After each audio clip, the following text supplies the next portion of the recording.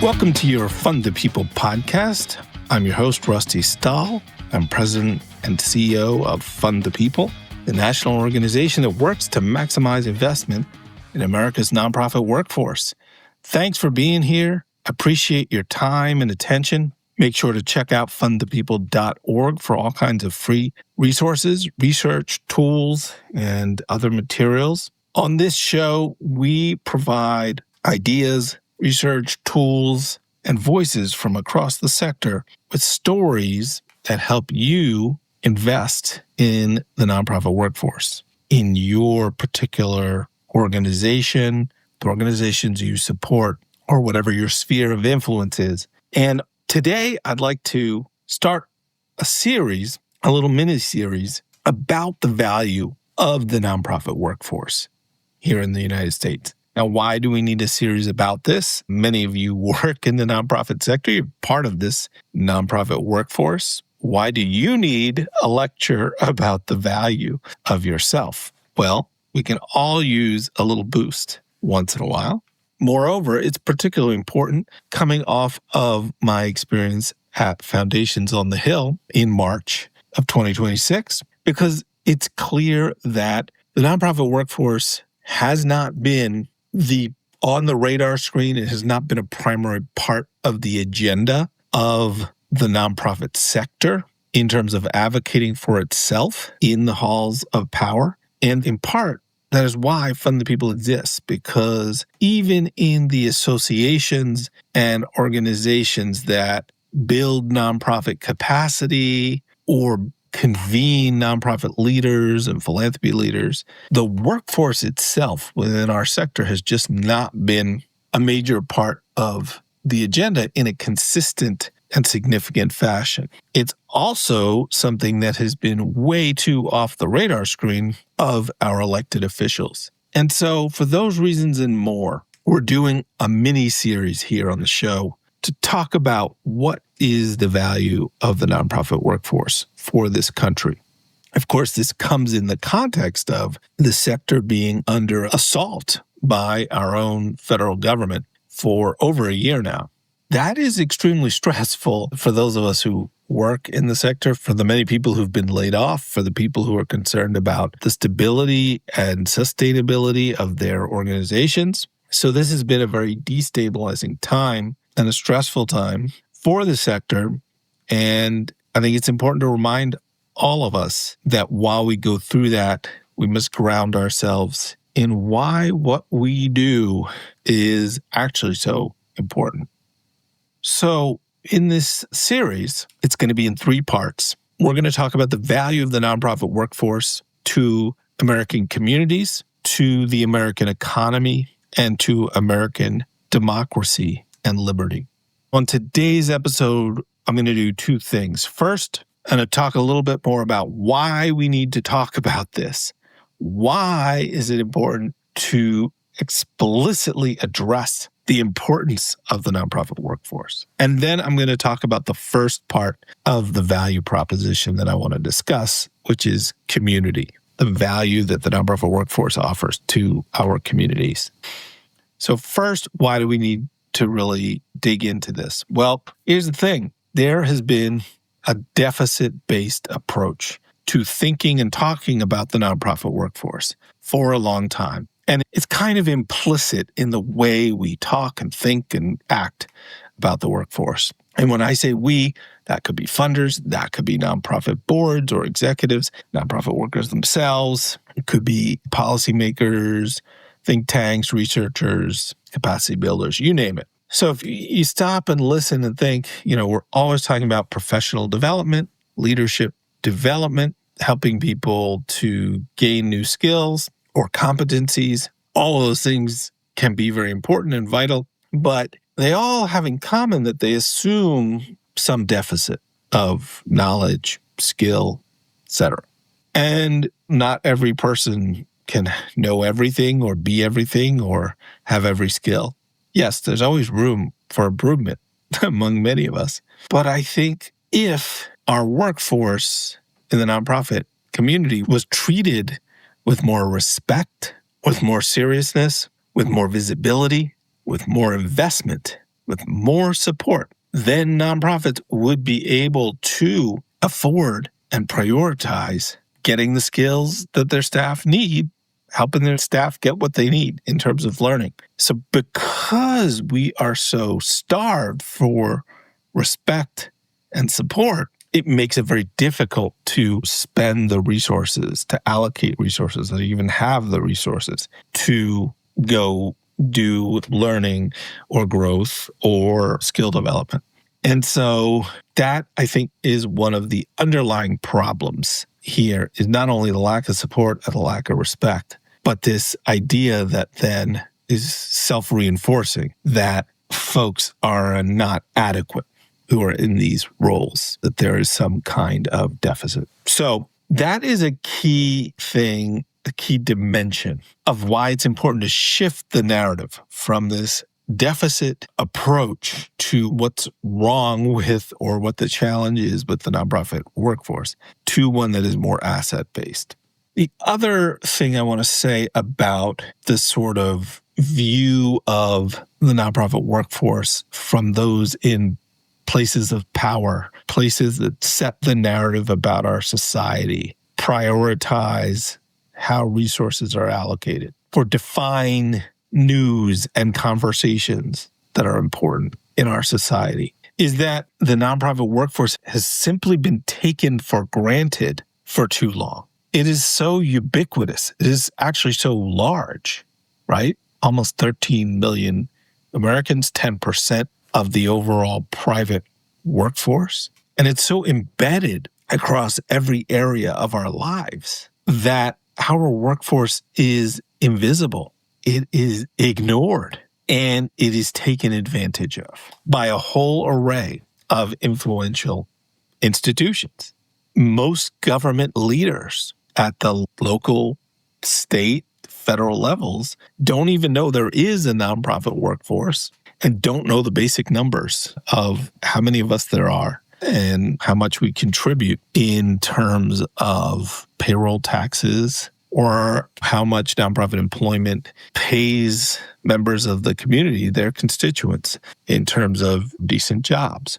And so that is a real problem. They don't even talk about us when they're talking about us, right? When they're debating potential policies like the big, beautiful bill last summer, H.R. 1, and the Medicaid cuts that are coming at the end of this year or in the new year. Those cuts are going to impact nonprofit organizations and workers in a major way. There was talk about rural hospitals are going to close. Well, I believe the majority of hospitals are nonprofit organizations. There are for-profit hospitals and medical services, and there are public government-run hospitals, government-controlled, but many hospitals are nonprofits. But that wasn't a part of the conversation. And the nonprofit workforce that will be impacted by those cuts who are paid through Medicaid reimbursements was not part of that conversation. That's just one example. There are many where they're talking about policies that will impact nonprofit organizations and workers, but nonprofit organizations and workers are never mentioned, are not even on the radar. Another example, there's no point of contact in the executive branch of our federal government. And in many of our state and local governments, it's the same thing. There's no point of contact in the legislative branch. So there's places where labor unions that represent workers in the auto industry, they know where to go to talk about labor when they need to talk to somebody in the federal government, either in Congress or in the executive branch. There is no real point of contact for nonprofits or the nonprofit workforce in the government. And we've talked about on this show before, the Bureau of Labor Statistics doesn't really report out about the nonprofit workforce other than every 5 years. And that data is a couple years old when it comes out. So it's nearly impossible to get current information about nonprofit employment in any rigorous fashion from our own government. And we were not included in the New Deal old age benefits initially and for decades. We were almost left out of Obamacare, nonprofits as employers. We were almost left out of PPP loans as employers and employees. with a payroll to manage. And now we have an administration that treats nonprofit workers almost like some kind of enemies to be forced out of jobs through funding cuts. So when we do get discussed in policy matters, it tends to be about overhead rates in grants and contracts from the federal government or some kind of sensationalistic and frankly very rare bad apples or some kind of fraud that certainly does happens across every sector, but is extremely rare in the nonprofit sector and is not the only thing that needs to be discussed about our sector or our workforce. And I could go on and on about how we're invisible across the media. Look at the sections of newspapers. We're invisible. Look at what we learn in kindergarten, first grade, second grade, all the way through 12th grade in high school, and then in higher education. What are the departments? What are the majors? Where do nonprofits and the nonprofit workforce and nonprofit careers show up? Are they talked about in your career center on a college campus or a community college campus? It's very rare. It's just not thought of as a career, a job, etc. That's why so many people say, yeah, I'm an accidental fundraiser. I thought I was going to be a lawyer to help make social change, and then I ended up being a social worker. Because nobody tells us this stuff as young people. Certainly that was my experience. It was extremely difficult to get good information about nonprofit jobs and careers as a young person and to really understand that the sector existed and had all these infrastructure organizations and had paid employment and how to figure all of that stuff out. We leave millions of young Americans hanging out to dry who would be predisposed to work in our sector and who are looking for that information. So this is the major set of problems that we as a workforce remain way too invisible, way too ignored, too taken advantage of, too taken for granted. And so that's why we need to be talking about the value that we offer to society. We just do. Okay, so let's get into our first value category, the value that nonprofit workers offer to their communities. Now, of course, nonprofit workforce, as I said, cuts across almost any issue area or dimension of life you could think of in any community and every community. And so it does make it difficult to quantify or talk about the particular value in any distinct way, because there is so much that nonprofit workers do across all these parts of their communities. So obviously not everyone is doing kind of direct service. We have religious institutions and staff, employees, workers in religious institutions who offer spiritual guidance, spiritual homes for community members who teach children and adults moral guidance, if you will. We have people working in higher education or after-school care or educational enrichment in the K-12 settings or in camps and other after-school, out-of-school time enrichment and mentoring and tutoring, all kinds of educational services and programs out there that help young people to learn about the world, learn about themselves, learn about each other, learn about their communities, and to stay on track in their academic journeys.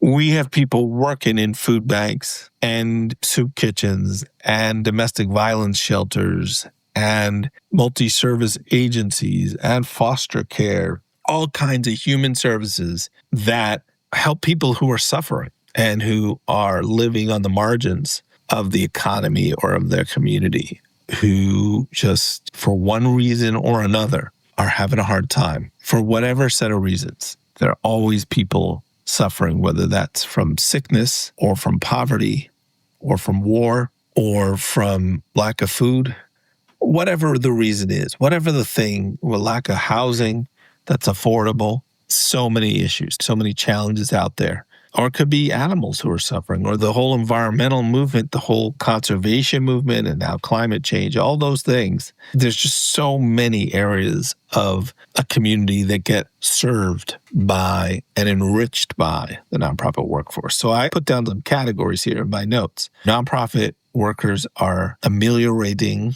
market failure, ameliorating government failure. So where our government or businesses either refuse to do something or just do a bad job of something or actively hurt people or mess things up, it is nonprofit workers of one kind or another who are stepping in and saying, okay, if the government won't do this, we will. Or if business won't service this population because they don't think they can make a profit off of it, we will, because we're not here for the profit. On top of helping people who are suffering and making things less bad, nonprofit people enable those who have a surplus of money or time or other resources to give to others through volunteering, through giving, through activism.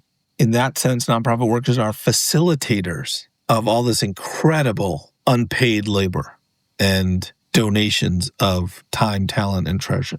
It is the paid employees in nonprofits who steward and enable so much more giving and service through their work. And nonprofit workers elevate the quality of life in communities by creating visions about what could be, not just what's bad or what's wrong and fixing it, but what could we do differently? Imagine if we had an institution that did this. Let's go build it. And so, in a sense, the nonprofit workforce is an unspoken, maybe even unwritten part of our social contract in the United States. We think of this social contract as the implicit or explicit agreement between our government and our people. But it's not just government and people who are citizens or residents who are served by the government. It's not just this government and people. It's also nonprofits and their employees and volunteers who are there to fill in the gaps in that social contract. When that social contract gets busted up, or when government says, sorry, we don't want to raise taxes, or we want to reroute taxes, we want to cut taxes for the wealthy, so we're not going to provide these services to the poor anymore. It is nonprofits who make sure that social contract is still upheld, whether or not government funds them to do it. And we don't talk about that a lot, that at some point along the way, as this country has developed, as our laws developed, as our culture developed, and it's really, in many ways, been there since the beginning, that this private action for the public good is a part of how we run things. And it kind of operates on the left and the right. Conservatives like to say we need small government, return power to local communities, often meaning like state or local government, but also private sector. People on the left will say we need grassroots power, we need community power, community-based organizations and people's organizations to hold those in government to account and to push government to do more. And so oftentimes, the nonprofit workforce plays both of those roles that the right and the left both appreciate and see as valuable. But when it comes to political theory that gets taught in law schools or political science, the places that our political leaders often go to learn how to lead or run this government, that is not part of the discussion. In fact, we have this public-private dichotomy, this binary, that is the kind of widely assumed, widely understood approach that either there's the public government institutions or private for-profit business. And those are the two things that can exist as institutions. What left out of that binary is the nonprofit sector. That's why it's often in academic circles referred to as the third sector, because it's really seen as more of a Venn diagram, right, where there's some overlap among these three sectors, but the nonprofit sector is distinct. It is private, but for the public good. So it's important to help our elected officials, to help the media, to help these higher education and K-12 to see and no longer ignore this sector and this workforce, because we do provide so much value to our communities. And often those schools, those scholars, those government leaders will rely upon our sector and our workforce for that value without fully, appropriately acknowledging it in what they teach, report on, or how they think about their legislation. And it's time to change that. And we all have a role in changing that. And so again, that's why I think it's so important that we get it clear inside our sector what the value of our workforce is so that we can talk about it clearly, concisely, explicitly. So in the next couple episodes of this series here on the Fund the People podcast, we will talk about the value that the nonprofit workforce offers in the economy and in our democracy. I hope you've found this conversation useful. I'd be interested in your feedback. So if you have a moment, feel free, please, to email me, rusty@fundthepeople.org, or leave a comment in Spotify. You can leave comments on the episode or a review in Apple Podcasts or wherever you're listening. If there's a way to comment or share your thoughts, I'd appreciate it. In the meantime, keep your tank full, take care of yourself, and take care of one another.